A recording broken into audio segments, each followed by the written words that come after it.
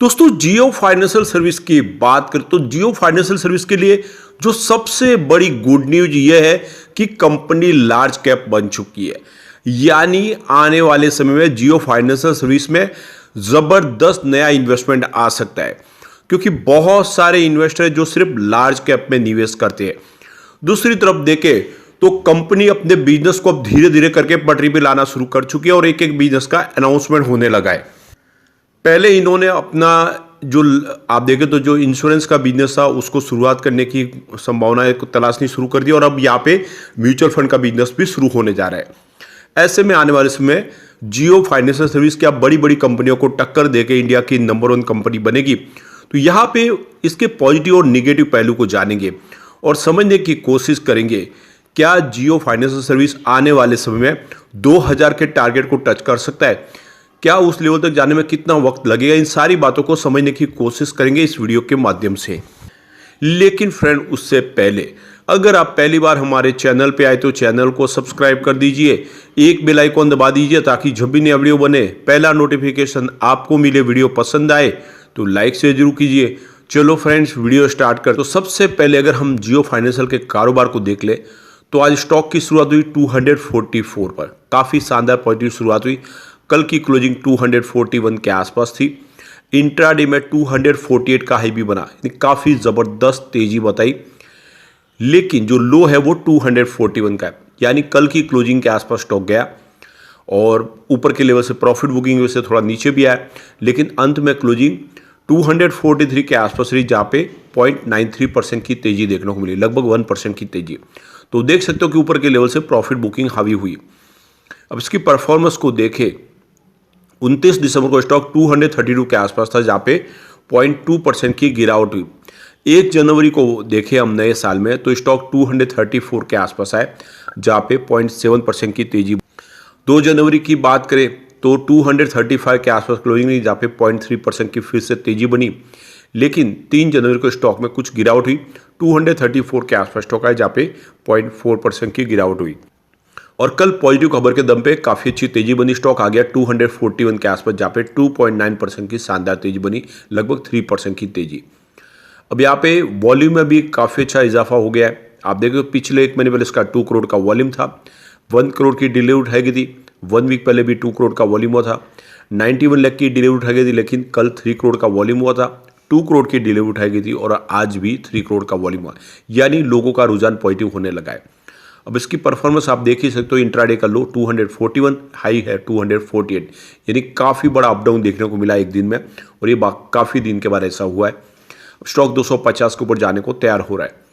इसका लो देख सकते हो 202 का है और हाई 266 का है, जो आप देखो लिस्टिंग के बाद हुआ है। आने वाले समय इस लेवल को तोड़ेगा आप जल्दी ही। अब इसके पीछे जो सबसे बड़ी गुड न्यूज है कि जियो फाइनेंशियल सर्विस अब लार्ज कैप में शामिल हो चुका है, और देख सकते हो इसके पीछे वजह है इसका मार्केट कैप। तो देख सकते हो कि जियो फाइनेंशियल सर्विस का मार्केट कैप 1.53 लाख करोड़ के आसपास है, और इसी वजह से इसको आप देखें तो लार्ज कैप की कैटेगरी में शामिल कर लिया गया है। इसके अलावा टाटा टेक्नोलॉजी जो नया IPO आया है, और इरेडा जो अब मिड कैप के अंदर शामिल हुए। तो एक तरह से देखें तो बहुत बड़ी अपॉर्चुनिटी निकल के आई है जियो फाइनेंशियल सर्विस के लिए। लार्ज कैप में शामिल होने से इसकी रेपुटेशन बढ़ेगी और काफ़ी बड़े जो निवेशक है वो यहाँ पे जम के खरीदारी भी करेंगे, क्योंकि एक तरह से देखें तो लोगों को सुरक्षा भावना का एहसास होता है कि यह स्टॉक लार्ज कैप है तो निवेश हमारा यहाँ पे सुरक्षित रहेगा। अब यहाँ पे जो सबसे बड़ी बात है कि लार्ज कैप में शामिल होने का मतलब है कि इंडियन स्टॉक मार्केट में जो 100 कंपनियां उसमें से एक ये शामिल हो चुके हैं, उस कंपनी में आ चुके हैं। यानी आप देख सकते हो ये बहुत बड़ी बात होती है। और 150 तक की जो कंपनियां होती है आप देखें तो वो मिड कैप के अंदर शामिल होती है। तो ये कुल मिला के देख सकते हो कि इसके लिए काफ़ी अच्छी गुड न्यूज़ है। दूसरी तरफ देखें तो जियो फाइनेंशियल सर्विस अब अपना म्यूचुअल फंड का बिजनेस शुरू करने जा रहे हो। इसके लिए सेबी के पास एप्लीकेशन लगा दी है। ब्लैक रॉक का साथ मिला है। ब्लैक रॉक विश्व के सबसे बड़े इन्वेस्टर है। अब आप देख सकते हो कि ब्लैक रॉक और इनकी 50-50% की जॉइंट वेंचर्स है, दोनों 50% के पार्टनर है और दोनों मिलकर इस सेक्टर में तेजी से आगे बढ़ेंगे। और ऐसे में आने वाले समय में दूसरी बड़ी कंपनियों को कंपटीशन फाइट दे सकते हैं और म्यूचुअल फंड के बिजनेस में ये नंबर 1 बन सकते हैं। यानी इसकी जो प्राइस समय कौड़ियों के भाव में आने वाले समय एक शानदार प्राइस इसकी देखने को मिल सकती है। अब जियो फाइनेंशियल सर्विस को लेकर केआर चौकसी की तरफ से देखें तो इसमें ब्रोकरेज हाउस ने बाय की कॉल दी है। तो आप ये समझ ही सकते हो कि उन्होंने इसका 290 का टारगेट रखा है और बहुत जल्दी 290 को टच कर सकता है। तो केआर चौकसी इसके बिजनेस को लेकर काफ़ी ज़्यादा उत्साहित है और जिस तरह से अब यहाँ पे इन्होंने म्यूचुअल फंड के बिजनेस की अनाउंसमेंट की है तो आने वाले इसमें डेफिनेटली इसमें एक शानदार तेजी की संभावना बन रही है। तो बहुत अच्छा मौका है कि आप भी इस समय इन्वेस्टमेंट करें जियो फाइनेंस सर्विस में, क्योंकि बहुत ही कम और कौड़ियों के भाव में स्टॉक मिल रहा है। आने वाले समय ये आराम से 4 डिजिट में जा सकता है। अब एक बार हम इसके पॉजिटिव और निगेटिव पहलू को चेक कर लेते हैं। तो देख सकते हो कि जो पहला यहाँ पे पॉइंट है वो निगेटिव है, यानी एनुअल रेवेन्यू, जिसमें 75.66% की गिरावट देखने को मिल रही है, जो लास्ट ईयर 44.84 करोड़ के आसपास रहा।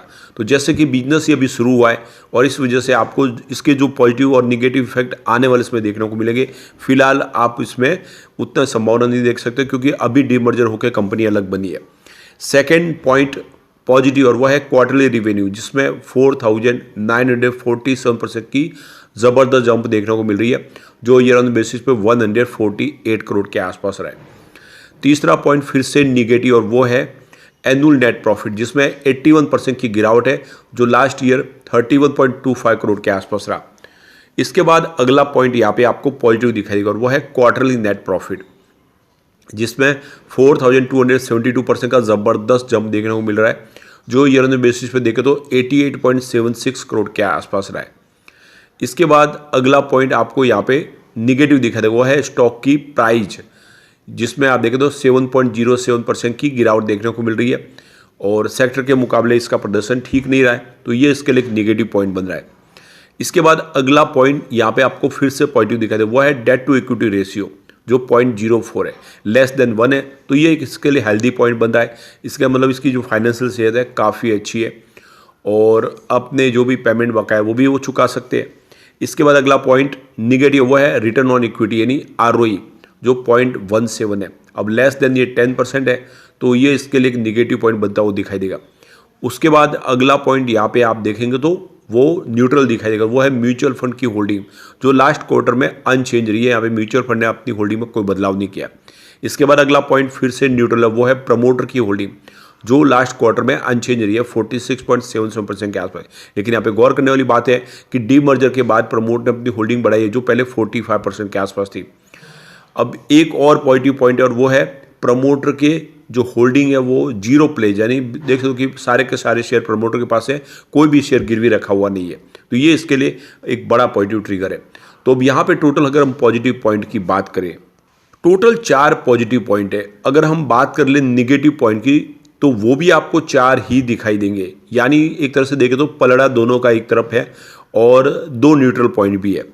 तो अभी जैसे कि इसका बिजनेस शुरू हुआ है तो इसमें हम इतनी बड़ी अपेक्षाएं नहीं कर सकते, लेकिन आने वाले इसमें डेफिनेटली यह स्टॉक रॉकेट बन सकता है।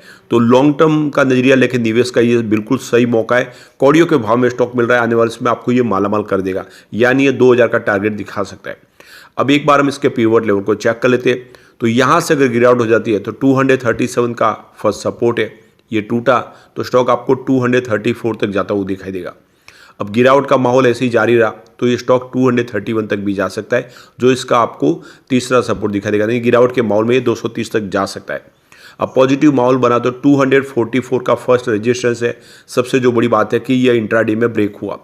सेकेंड रेजिस्टेंस 246 का है, इसको भी आज इंट्राडे में ब्रेक कर लिया है, तो बहुत ही ज़बरदस्त आज स्टॉक ने प्रदर्शन किया। और तीसरा रेजिस्टेंस 250 का है, और एक बार 250 को पार करेगा तो नई तेजी के साथ आज स्टॉक आगे बढ़ेगा।